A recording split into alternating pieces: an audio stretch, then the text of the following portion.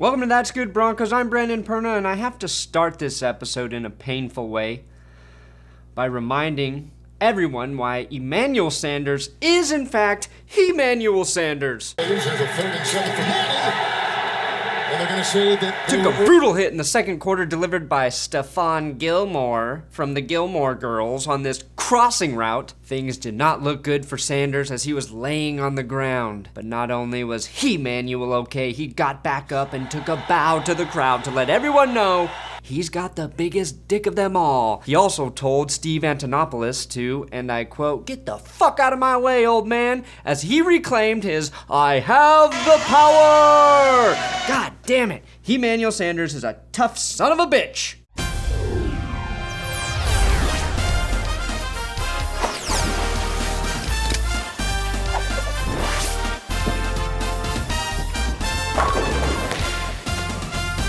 On Sunday, the Denver Broncos defeated the Buffalo Ortons 24-17 in a game that wasn't nearly as close as that score may suggest. Now, the game officially started with a battle between two first-round rookie draft picks, Bradley Roby and Sammy Watkins. The good rookie, Bradley Roby, forces the bad rookie, Sammy Watkins, to make a rookie mistake when Roby strips the ball out of Watkins' baby rookie hands, giving the Broncos their first turnover on the day. As exciting as that play was, the Broncos' offense was stopped by the Bills' defense, and they were forced to punt.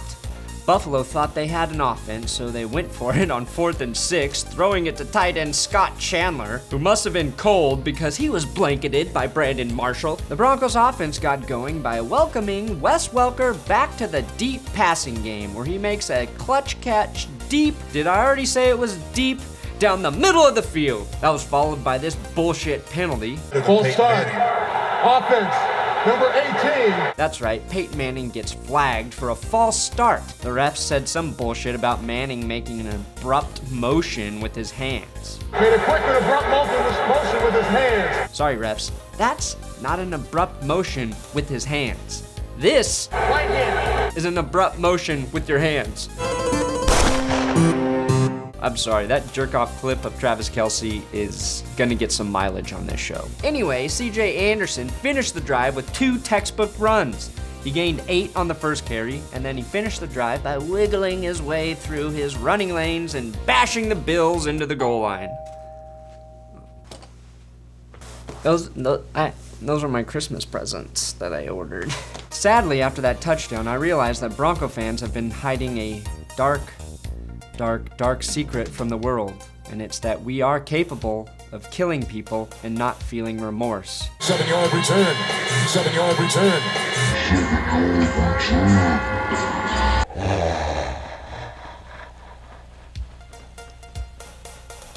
Those are the eyes of a killer. After that first touchdown, the Bills kicked a field goal, and Peyton Manning threw this pick to Corey Graham, which is unfortunate because Sanders had a step on Graham. And if Manning put a little more "I have the power" behind this throw, it could have been a touchdown. The Bills had been running a variation of one play for the entire game. That play was a screen pass or a dump off. Finally, David Bruton realized that Orton will not throw it down the field and gets a key stop on 3rd down, blowing up this dump on Fred Jackson's chest. Emmanuel Sanders proved yet again that he can do it all and steals 13 yards on this end around. The referee couldn't help himself and he slapped Sanders right on the ass. Typically, this is totally normal in football, but this referee lets his hand linger way too long. That's over a full second of ass touching, referee. That slap just turned into a grope, and if Sanders wants to file a formal complaint with the NFL HR department for sexual harassment, I have the proof and I will provide the evidence for a small or large fee. Despite scoring 3 touchdowns on the day, CJ Anderson was battling some sort of ankle injury, and when Hammer Pound came in to give Bash a break, he hammer pounded the rock, carrying Buffaloes on his back all day long, or at least for this one carry, setting up this 1-yard touchdown run from CJ Bash Anderson, which prompted a fist bump from the ass-grabbing refs. Don't think you guys should be fist bumping after the Broncos scored a touchdown. Makes us look like fucking cheaters. But if there's an opportunity to cheat, just let me know where to send the checks, and I will send you those discreetly. The Broncos were up 14-3, and they had a chance to score before the half. He-Manuel Sanders officially became Buffalo's punching bag. A punching bag that makes fucking catches deep in Buffalo territory. I think Sanders and Ed McCaffrey are kindred spirits, or at least Peter cousins, because the way they were able to absorb punishment while making the catch and bouncing back up is almost identical. The shitty news for Sanders is that Jacob Tamme coughed up the ball in the red zone on that drive after taking a solid hit by Duke Williams, who laid his shoulder right into Tammy's arm, causing the fumble. So the Broncos entered the half up 14-3. After the half, Hammer Pound came into the game and didn't do anything except rush for 47 yards on this 3rd and 1. Then Wes Welker, who probably got away with a push on this play, makes a catch over the Buffalo Bills' generic version of Bradley Roby, some guy Roby, bringing the ball within scoring distance. That play gave CJ the strength to return to the game and score his 3rd and final touchdown on this 3-yard run.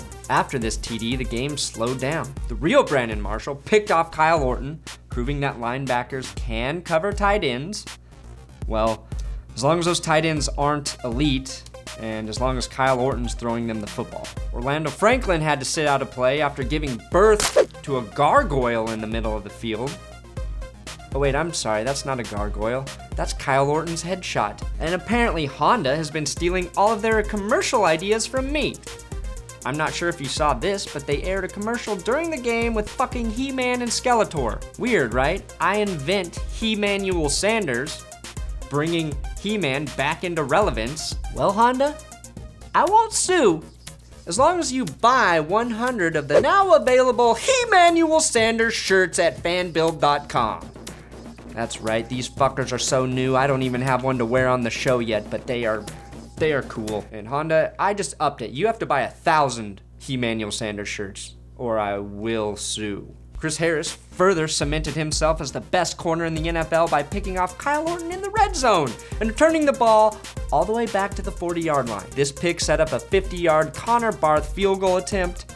Barth hits what I will officially call the ugliest 50-yard field goal I've ever seen, and nobody on earth was more relieved by the make than John Fox, who breathes a huge sigh of relief. The Broncos go up 24-3. The final score of the game was 24-17, but 24-3 is what the real final score is in terms of how these two teams played on Sunday. And after the Broncos let the Bills score 2 touchdowns in the 4th quarter, the Bills attempted an onside kick, but the Broncos recovered the kick because Buffalo's kicker did not make this kick go far enough.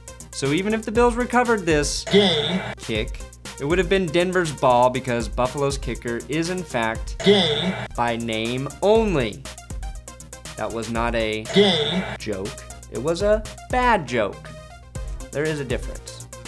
There is a difference. I hate to throw one of our own under the bus, but this has to be a bit embarrassing for Malik Jackson, who gets faked out, juked, duped, and fooled by Kyle Orton on this scrambling play. Malik, Orton is the slowest quarterback on earth. Getting faked out by him is almost as embarrassing as what Orton did immediately after shaking and baking Jackson, which was slide 2 yards short of the first down. Orton, I want you to be successful, but you have no heart.